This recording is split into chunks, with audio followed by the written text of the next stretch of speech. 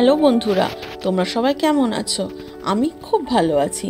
আর আমি আজকে হংকংয়ের আর একটা ঘুরতে যাওয়ার ভিডিও নিয়ে চলে এসেছি। আজ হংকংয়ে আমাদের চতুর্থ দিন, আর আজকে হচ্ছে বুধবার সব্যসাচীর হাফ ডে ছুটি আছে, মানে ওদের কনফারেন্স হাফ ডে হয়ে আজকে ছুটি দিয়েছে। তো আমরা আগে থাকতেই প্ল্যান করেছিলাম যে এই ওশেন পার্কে আমরা আসবো। তার একটা বড় আকর্ষণ হচ্ছে পান্ডা। হ্যাঁ, এখানে অনেকগুলো পান্ডা আছে।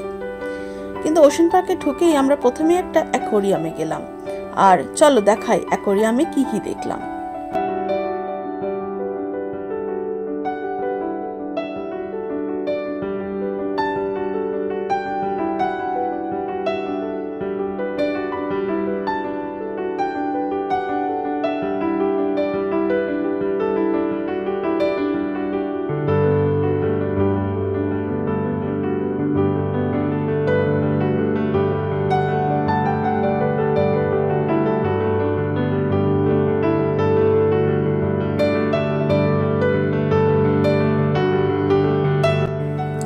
স্পাইডার ক্র্যাবগুলো কিন্তু সাইজে অনেক বড়। হয়তো ভিডিওতে অতটা বড় বোঝা যাচ্ছে না, কিন্তু এরা একটা মানুষের থেকেও সাইজে বড়। আর এরা কামড়ালে একটা মানুষের তৎক্ষণাৎ মৃত্যু হতে পারে।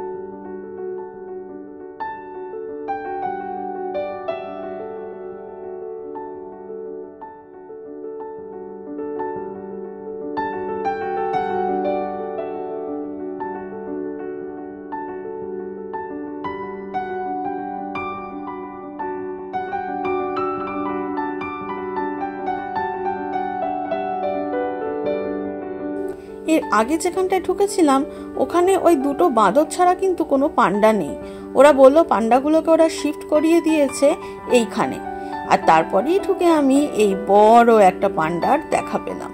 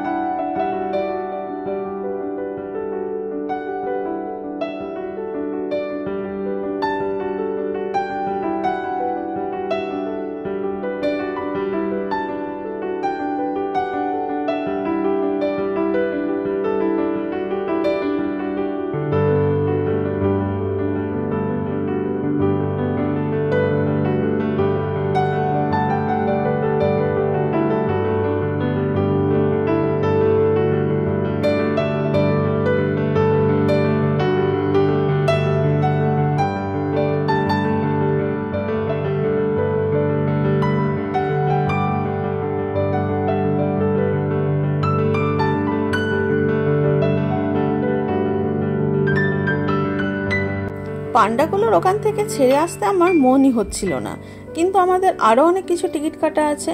তো আমরা এখন যাচ্ছি কেবল কারে চাপতে। তো এই ওশেন পার্কটা কিন্তু বেশ বড়, আর এখানে কেবল কারে করে একটা আইল্যান্ড থেকে আর একটা আইল্যান্ডে যেতে হবে পাহাড়ের উপর দিয়ে। আর এইখানে ওরা দোকানগুলোকে সাজিয়েছে অনেকটা পুরনো হংকং এর মতো করে। তো আমরা সেখানে দেখতে দেখতে হঠাৎ করে দেখলাম একটা এরকম দোতলা ট্রাম রাখা আছে। আর তারপরেই আমরা কেবল কারে চাপলাম। কেবল কারটা বেশ স্লোলি যাচ্ছিল, আর আজকে বেশ মেঘ করে আছে, আর সেজন্য খুব একটা ভিজিবিলিটি ভালো না, কিন্তু তাও দেখতে বেশ ভালোই লাগছিল। চলো দেখাই আর কি কি দেখলাম এখান থেকে।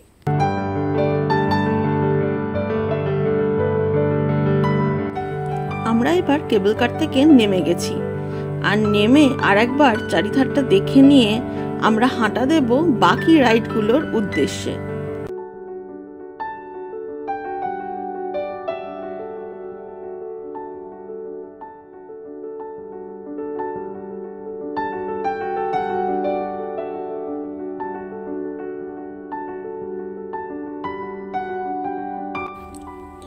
এই রাইডটা কিন্তু বেশ বড়।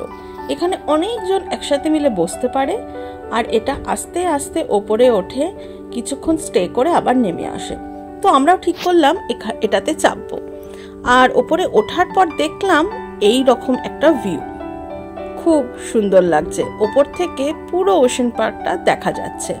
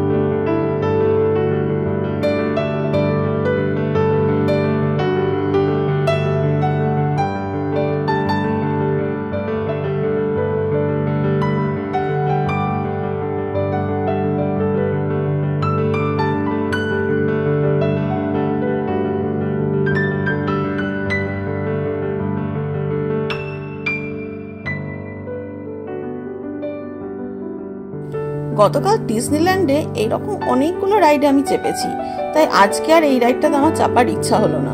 আমি সব্যসাচীকে বললাম তুই চাপ।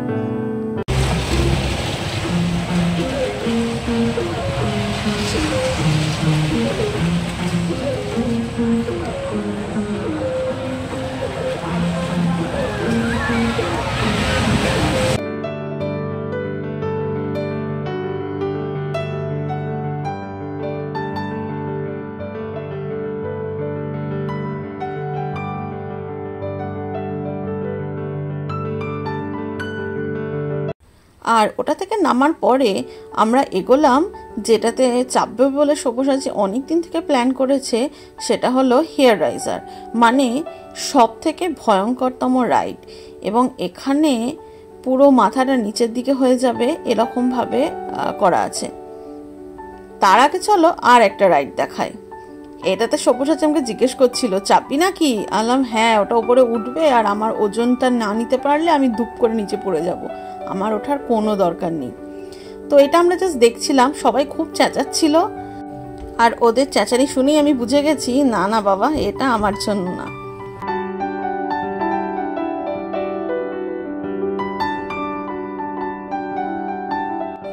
কিন্তু ওটাই না চাপলেও এই যে রাইডটা এখন দেখতে পাচ্ছ, এইটাই আমি চেপেছিলাম। এটা একটু উঁচুতে উঠিয়ে গোল গোল ঘোরায়, খুব একটা ভয়ের না। আর তারপরে আমরা এই রাইডটায় চাপলাম। এই রাইডটায় কি হয়, একটু হেলে থাকে ট্রেনটা মতো, আর খুব জোরে ঘুরতে থাকে, তো মনে হয় যেন একদম ছিটকে পড়ে যাব। এইরকম একটা রাইড একবার আমি কাটোয়াতে চেপেছিলাম, আমি আর সব্যসাচী চেপেছিলাম, আর তিতলি আর রিয়া চেপেছিল। আমি তো খুব ভয় পেয়েছিলাম, খুব চেঁচাচ্ছিলাম, আর তিতলিও খুব ভয় পেয়েছিল। কিন্তু রিয়া বলল ও নাকি ভয় পায়নি, কারণ ইউএসএ তে এরকম অনেক রাইডেও চাপতে অভ্যস্ত। সব্যসাচীকে তোমরা নিশ্চয়ই জানো, হ্যাঁ আমার হাজবেন্ড, আর রিয়া আর তিতলি হলো আমার কাজিন সিস্টার।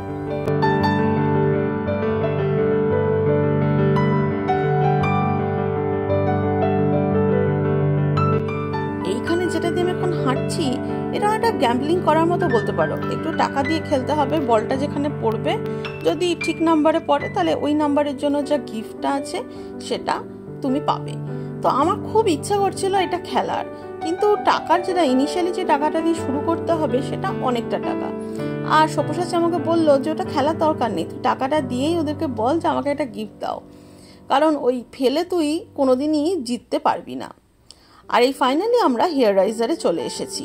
সব্যসাচী চলে গেছে, ওই দেখো সব্যসাচীরা ওখানে চেঁচাচ্ছে, বিশাল জোরে চেঁচাচ্ছে। আর এই হলো ওদের রাইডটা।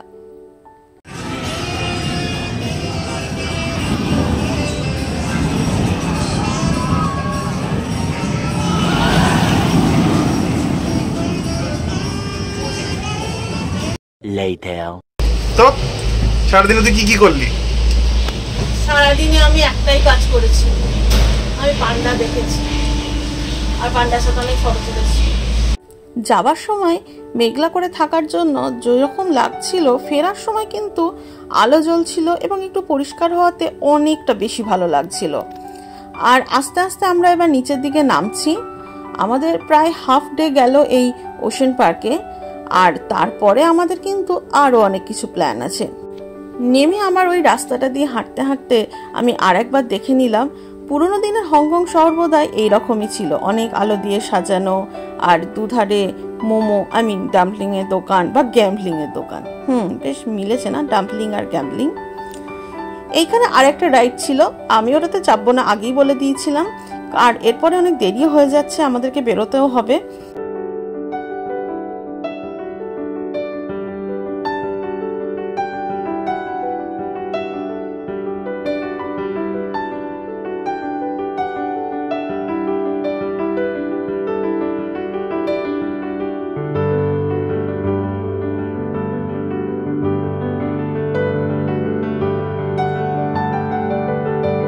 সন্ধে হয়ে গেছে, সব আলোগুলো জ্বলে উঠেছে। ওশেন পার্কে দেখতে কিন্তু দারুণ লাগছে। যাই হোক, আজকের মতো ভিডিওটা এই অবধি। আবার একটা নতুন ঘুরতে যাওয়ার ভিডিও নিয়ে চলে আসবো। হংকংয়ে ঘুরতে যাওয়ার ভিডিও এবার কিন্তু প্রায় শেষ হয়ে এলো, আর একটা আগে দুটোর মধ্যে আমি শেষ করে ফেলবো। এনিওয়ে, তোমাদের কেমন লাগছে জানিও। আজকের মতো বাই।